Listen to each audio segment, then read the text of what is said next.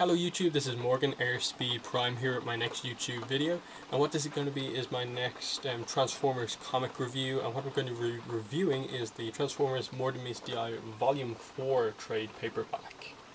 So it's been a while since my last one. I think I did Last Stand of the Wreckers last because I knew there was going to be a big break between Robots in Disguise Volume 3 and this coming out. Robots in Disguise Volume 4 is not yet out, so again there'll probably be, I think that's out next month, so there's going to be a little break once again. But I wanted to do Last Stand of the Wreckers before this one came out for one main reason: Overlord. Because he really makes his debut in that, he's in this. That's the important thing that I discussed him beforehand. But anyway, let's get into this. What is this? So as you can see, it is Volume 4, and there's been 3 volumes before this. It says 4 right there. Here's the back with a nice image of basically the whole Lost Light crew. You see a lot of people there, and death in the ranks across the top. So you kind of get a hint of what's going to happen, as you can see on the cover. That happens to be Ultra Magnus there with Overlord's fist through his stomach. But, yeah. Now, what do you actually get in this? You get issue 12. You get issue 12, which is, this is issue 12, a single issue. You get issue 13. Here you go. Issue 14. Issue 15. And issue 16. So, 5 issue trade paperback. That's very good. But what else do you get in this? You obviously get that stuff, and what else? You get a cover gallery as usual. Before I mention that, you get the Meet the Crew page. I think it's slightly updated from the last one, with some of the stuff that happens. Obviously, the cover gallery of most of the retailer incentive covers, and because there is actually a prose story in one of these issues, issue 13 actually has a prose story related to it. You do get that in the trade paperback as well, so you get that here. It's just a couple pages long, but it's really good. Adds to the story, and I'll talk about that when I get to the issue I want to talk about. So, yep. So obviously, I think it's a really good trade paperback. It actually flows really nicely because the last one ended kind of in the perfect place at the end of Shadow Play, and then this one picks off with basically a kind of issue 12 is a battle issue basically. Issue 13 is more of a character focus issue. Then you get the 2 Overlord issues, and then the reaction to what happens in the Overlord issues. That's the kind of brief rundown of what exactly happens here. Now let's go start with issue 12. Now, issue 12 actually has a different artist on board. It's Alex Milne, yes, but also Brendan Cahill is on art as well. So you can sort of tell that it changes from time to time. Some of the pages are his and some of them aren't. I believe the way it's split is that, well, I should probably explain this. The book is split into basically sections that are minus time and plus time. So minus is counting down to a certain moment, and then plus is obviously after a certain moment. So Alex Milne does the counting down to the moment, and then Brendan Cahill does the after the moment scenes. As you can sort of see here, here's an after moment, and in the black border, that's a good way to differentiate it. The ones with the white in the background are done by Alex, and the one with black in the background are done by Brendan. And as you can see here, clear distinction in the styles from page to page there. That's a nice decision, I think, just to make them look a little bit different, especially on an issue, I suppose, when Alex needed a break from doing the art. And what the countdown is to is effectively a bomb going off. The idea around this issue is that they're heading down to a planet called Temptoria because basically they know the Decepticons there. And as you can see here, the furthest kind of time countdown away is basically them getting ready to fight. And I think this is a good page to describe that, and that you have the guys looking for a fight who think they're good and are actually a bit overly aggressive, like Whirl, I think you have Atomizer there, Brawn and stuff like that. And then you have the more experienced guys who kind of know how serious battles are, who are just calming down, like Cyclonus and Rewind, Chrome Dome, stuff like that. And it's very interesting because you see what these cons are doing. You know, the kind of war is effectively over, but there's still cons around the place, and they're trying to just kind of fully end the war. They see that there's these Decepticons were like killing innocent life forms on this planet, so that plays a role. They come across the bomb, and they're trying to basically defuse it to save the whole planet and the crew and stuff like this, but mainly the people there on the planet. And obviously Tailgate has said that he's a bomb disposal expert, and he's the one who tries to defuse this. And I said I wasn't, in these things I wasn't really going to spoil that much. They're kind of minorly spoiler reviews, these are, so I'm not going to really spoil anything too much. Let's just say that Tailgate wasn't fully telling the truth when he said that he was a bomb disposal expert, and it doesn't quite go right. And throughout this you see, because it skips between back and forth, it's not just that half of the book is before, then you get to the moment of what happens, and then you get the after. It's showing you before, after, before, after, before, after, and then the book ends basically with the countdown hitting 0, and you get that middle point in the book basically where the explosion happens, and you see who exactly was hit by it. You see why certain people are injured and stuff like that. No one dies in this book, but there's some really nice character moments throughout it, because you obviously get the Whirl Cyclonus kind of rivalry come back up again, that they kind of see a little bit of friendship forming because they're actually good at fighting together, but then when the time comes down to it, they're both trying to kind of kill each other. Whirl mainly because he knows Cyclonus wants to kill him because of what happens in like issue 1. So it's a very good issue, I think. I really like it. I'll just quickly move on from here. Issue 13. Now, this is the one I mentioned that has the prose story related to it. But effectively what this one is about is Swerve is on the radio. I think Blaster said that he's fixed the interstellar communication system.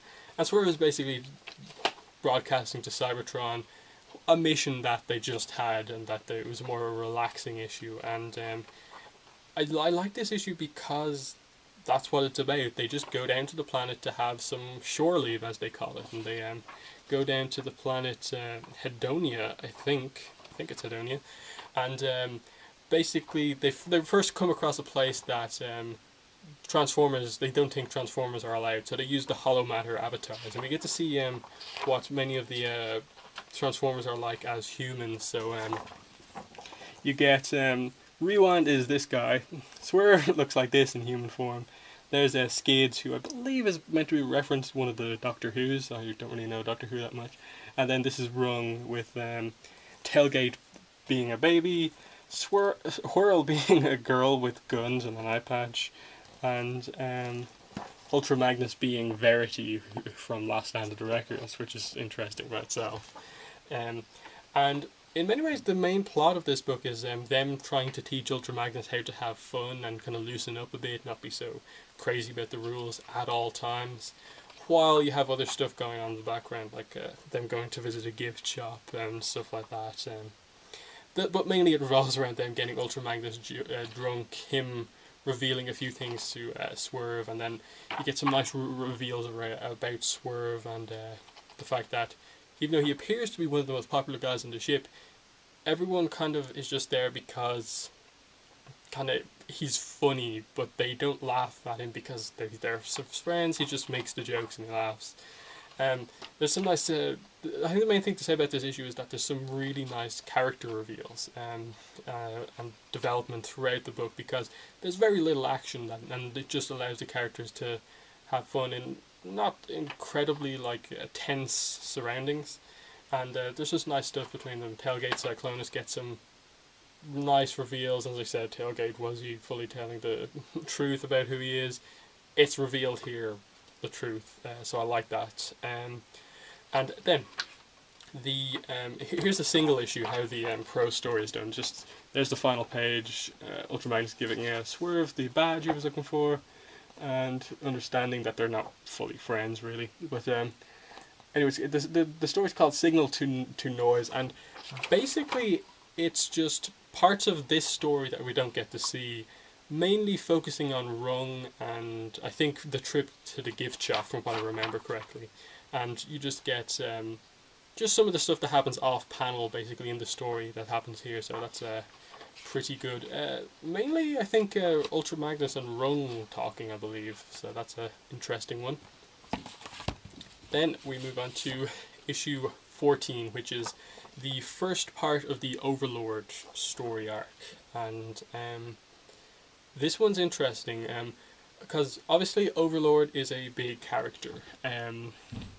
When you find out that he was the one underneath the ship in like issue 6 or 7, you really get the idea of, oh my god, people are going to die when he eventually gets released, because knowing this story, he will get released, and that's what this book is about, showing you how he gets released, explaining really why he's on the ship and stuff like that, explaining a few things like why Chrome Dome was, who was talking to Chrome Dome, like in the background of one of the scenes, and I was interested to see, because I was expecting 2 issues of him just rampaging through the ship, killing people, stuff like that, crazy stuff happening, but they did it in an interesting way, because you get this issue basically ends with him starting his rampage. What you get here is the build up to why he's on the ship, Chrome Dome dealing with him through the Nemo surgery, and trying to basically, I don't think it's too much of a spoiler, but the idea that he's on the ship is so that the Autobots can figure out, by looking in Overlord's memories, how Phase Sixers are created, so the Autobots can make their own, which is a crazy interesting plot point, and interesting that Prowl would want to do that, because yep, Prowl is involved, he's making a lot of decisions that have affected the Lost Light so far, and it's just really good. I forgot to mention that Guido Guidi does the art on issue 13, so with this big story-driven section, we are returned to just Alex Milne on art, so that's good. And it's perfect, it's kind of needed here. And obviously we get stuff like the start of this, basically the birth of Overlord, in that they find a super spark, basically. Green spark, a 0.1%er as it's called here. And that is Overlord Spark. And that's what you need to create a Phase Sixer, one of those. And then it also explains some of the stuff about how the exoskeleton is so strong and stuff like that, why he's so powerful in Last Stand of the Records. And you get really into the kind of creation of Overlord and why he has this big issue with Megatron that's explored in Last Stand of the Records a bit.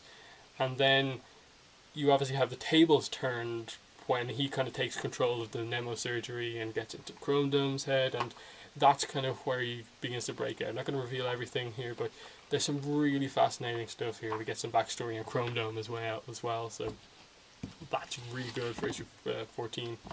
But issue 15 is next, which is called Under Cold Blue Stars, and is effectively the issue where we see Overlord's rampage, and we also see it end.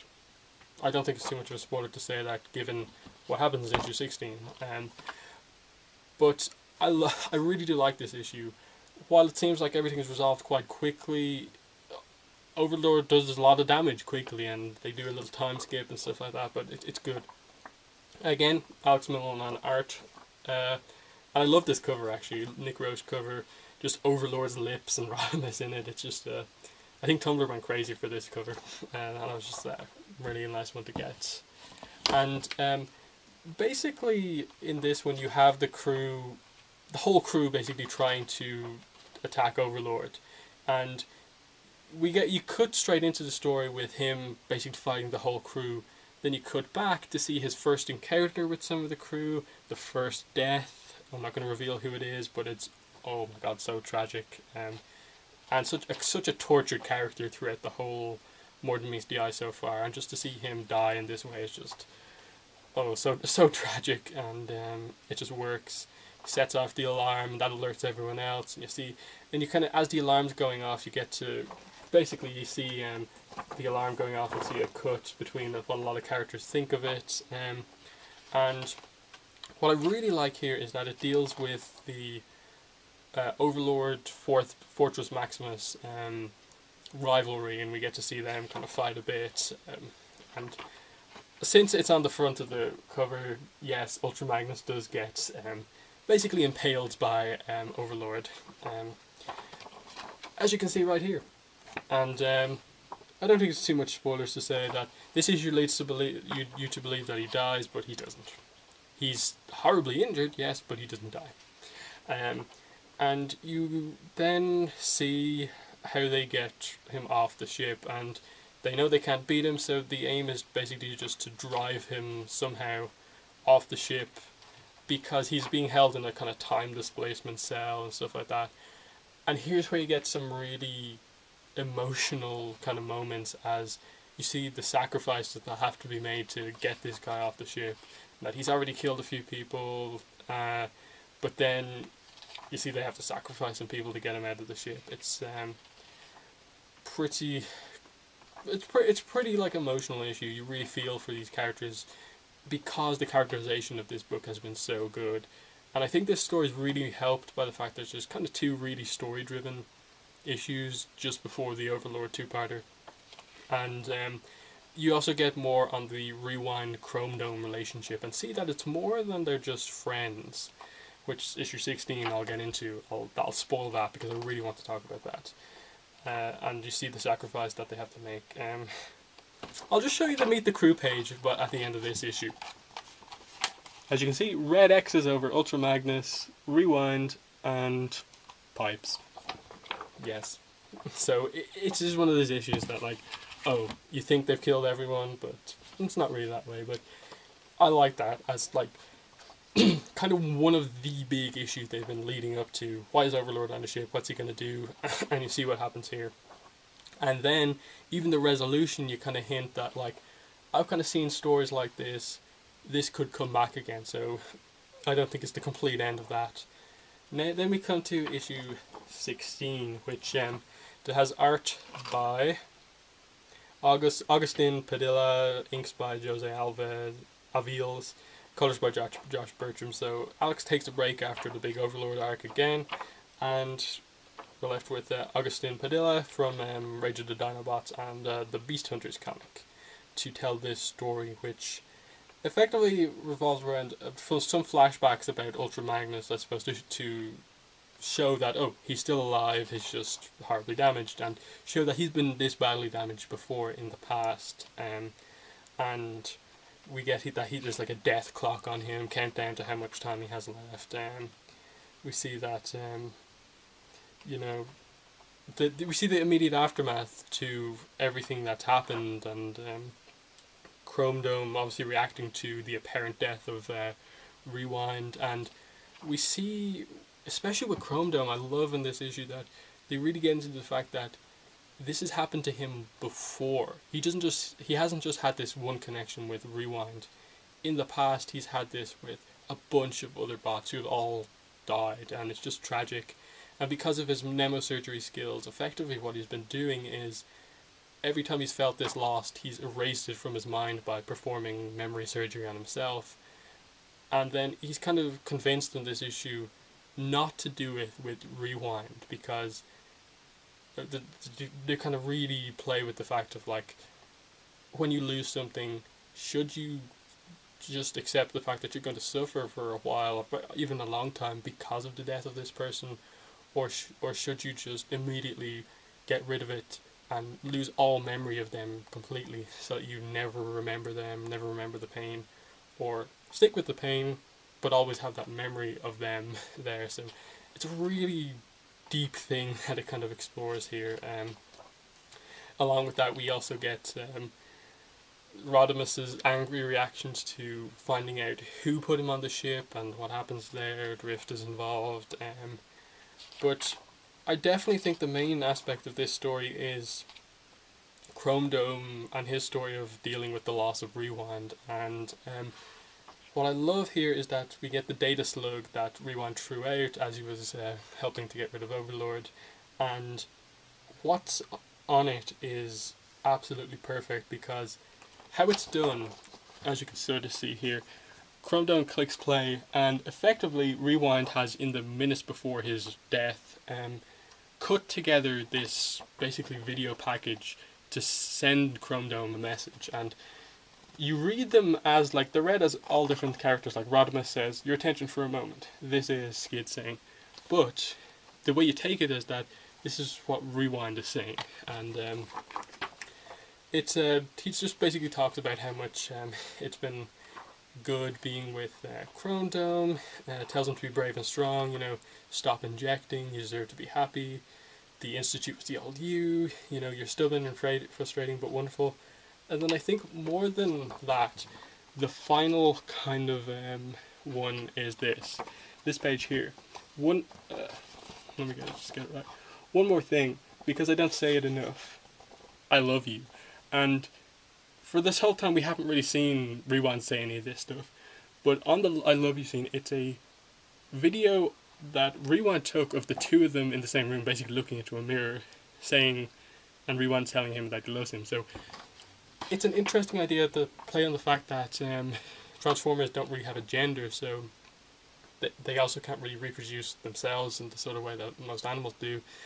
And they play on the fact that they can actually have these kind of romantic relationships. It's not just that there are friendships, good friendships, that you can actually, two Transformers can actually love each other, and I really love how they played on that. And just major props, I think, to James Roberts for actually just doing it, and it worked. And I think it made this so much more emotional that it was actually in the comic, and it wasn't just implied in the background, but you actually have it pointed out to you by Rewind saying that, and then that tells you, like, oh, this is why it hit Chrome Dome so hard and stuff like that. So I really love that they've played on that and set it up that it can happen again. It's happened throughout Chrome Dome's life. He's that sort of person that when he feels something for something, he feels it and jumps in 2 feet first, and it's really well done.